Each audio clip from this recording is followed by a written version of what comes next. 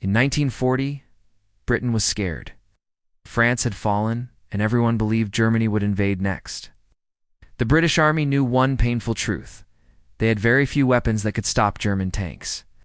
Heavy anti-tank guns were rare, slow to move, and expensive, so Britain needed a weapon that was cheap, fast to make, and simple enough for ordinary soldiers and even civilians. This fear gave birth to one of the strangest weapons of World War II. It's the sticky bomb. The official name was, No. 74 Saint Grenade, but soldiers never used that name. They called it the sticky bomb because it literally stuck to enemy tanks. Idea was simple, but risky. If a soldier could place an explosive directly on a tank, it didn't need to be powerful. Even a small explosion, if placed correctly, could damage tracks, engines, or armor joints. This idea came from desperation, not comfort. The weapon was developed by Major Millis Jeffreys, a British engineer working for a secret department called MD1, also known as Churchill's Toy Shop. His job was to design unusual weapons quickly. Without worrying too much about safety or beauty, the sticky bomb was one of his most extreme ideas. It wasn't meant to be elegant. It was meant to work, even if it scared the man using it. From the start, the sticky bomb was designed for close combat. This meant the user had to get very close to a moving enemy tank. That alone made it terrifying, but Britain had no other choice. The weapon was also planned for the Home Guard, civilian volunteers who were expected to fight German tanks with almost no training if invasion came. The sticky bomb was a symbol of Britain's mindset at the time: if we must fight with our bare hands, we will. The sticky bomb looked simple, but its design was clever. It had a glass sphere filled with explosive material called nitroglycerin-based gel. This sphere was covered with a strong, sticky substance similar to glue or tar, to protect the stickiness. The bomb was placed inside a metal casing that opened before use. Manufacturing focused on speed and cost, not comfort. Britain needed thousands of these weapons quickly. Factories that normally made civilian goods were converted to produce sticky bombs. Glass factories made the spheres. Chemical plants produced the explosive gel, and metal workshops built the casing and handle. The design allowed different factories to work at the same time, which saved precious months. The handle contained a simple firing mechanism. When the user pulled a pin and released a lever, a fuse started burning. The soldier then had only a few seconds to throw or place the bomb. This made training very important, but in reality, many users barely trained at all. The Home Guard especially often learned how to use it from basic instructions, not real practice. One major problem was safety. Nitroglycerin is very sensitive. If dropped or mishandled, the bomb could explode. Many soldiers were afraid of it, and for good reason. Some accidents did happen during training. Britain accepted this risk. The thinking was harsh, but simple. A dangerous weapon is better than no weapon at all. By late 1940, thousands of sticky bombs were produced and distributed. They were cheap, easy to transport, and required no vehicles or heavy equipment. This made them perfect for a country preparing for invasion with limited resources. On paper, Britain now had a weapon that could stop tanks. But the real question was, could someone actually use it in battle and survive? Using the sticky bomb was one of the most dangerous jobs a soldier could have. To attack a tank, the user had to get extremely close, often within a few feet. The metal casing was opened, exposing the sticky glass sphere. Then the soldier had to run toward the tank and slam or throw the bomb directly onto its surface, usually the side, rear, or tracks. If the bomb stuck properly, the soldier had to escape immediately. The fuse burned for about 5 seconds. Those seconds felt like forever. If the bomb didn't stick and fell to the ground, the situation became even worse. The soldier might not have time to throw it away. Many soldiers feared this weapon more than the enemy in real combat.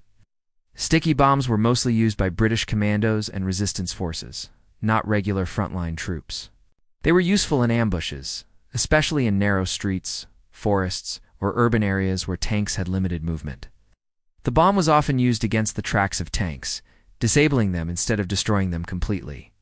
The sticky bomb was also intended for psychological warfare. German tank crews feared close-range attacks. Knowing that enemy soldiers might rush their tanks with explosives created stress and confusion. Even if the weapon was not used often, its presence forced tanks to rely more on infantry support, slowing their advance. Although it was never a perfect weapon, the sticky bomb showed how far Britain was willing to go to resist Nazi Germany. It was crude, risky, and terrifying, but it worked just enough to matter. In the next parts, we will explore why it was used, how effective it truly was, and what eventually happened to this strange weapon after the war. The sticky bomb was not created because it was a good weapon. It was created because Britain had no better choice. In 1940 and 1941, the British Army was badly short of anti-tank weapons. German tanks were fast, well protected, and supported by experienced crews. Britain needed something that could be used immediately. Without long training or heavy equipment, the weapon was also designed with the Home Guard in mind. These were civilians, shopkeepers, factory workers, teachers. They could not operate complex weapons. The sticky bomb was simple in theory. Anyone could understand it in minutes. Britain expected that if invasion came, civilians would ambush tanks from alleys, buildings, and forests. The sticky bomb fit this desperate plan perfectly. On paper, the sticky bomb could destroy or disable a tank. In reality, its effectiveness depended on perfect conditions. The bomb had to stick properly, the fuse had to work, the user had to escape. Many things could go wrong, and often did. One major problem was the sticky coating. If the tank was dirty, wet, or dusty, the bomb might not stick. German tanks were often covered in mud, which made the weapon unreliable. Another issue was the glass body. If it cracked too early, the explosive could detonate in the soldier's hand. This made many troops afraid to carry it. Because of these risks, many soldiers preferred other weapons when available, such as anti-tank rifles or grenades. Commanders also limited its use. The sticky bomb was often kept as a last resort. Weapon used only when nothing else was available. The sticky bomb had a strong psychological effect on both sides. For the man carrying it, fear was constant. Soldiers knew they had to run toward a machine designed to kill them. Many described the experience as pure terror. Holding a live explosive made of glass added another layer of stress at the same time. Using the sticky bomb required extreme bravery. Soldiers who volunteered for such attacks were often seen as heroes by their units. The weapon became linked with courage and sacrifice, not comfort or safety. For German tank crews, the idea was frightening. Tanks were powerful, but vulnerable at close range. Knowing that enemy soldiers might jump out from corners or buildings with explosives changed how tanks operated. They relied more on infantry protection, moved slower in cities, and avoided narrow spaces. As World War II progressed, the sticky bombs slowly disappeared from active service. The reason was simple. Better weapons became available. Britain and its allies began producing more advanced anti-tank weapons like the PIAT projector, infantry, anti-tank. These weapons allowed soldiers to attack tanks from a safer distance, which immediately made close contact weapons like the sticky bomb less attractive. Training also improved. Soldiers were no longer rushed into battle with minimal preparation. Armies realized that bravery alone was not enough. 8. Survival mattered. 2.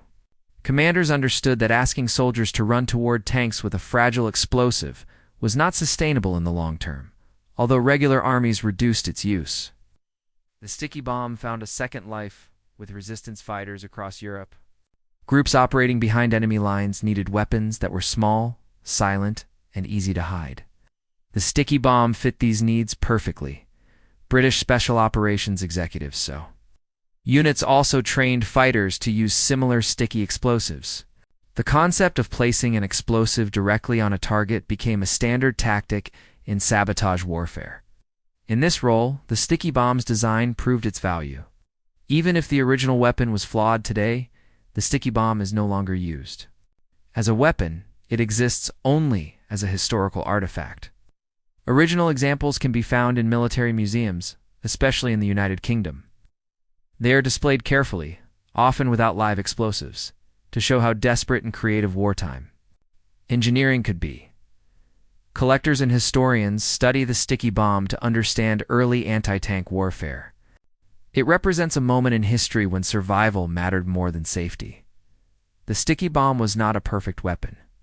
It was dangerous, unreliable, and terrifying to use. But it was born in a moment when doing nothing was worse than doing something risky.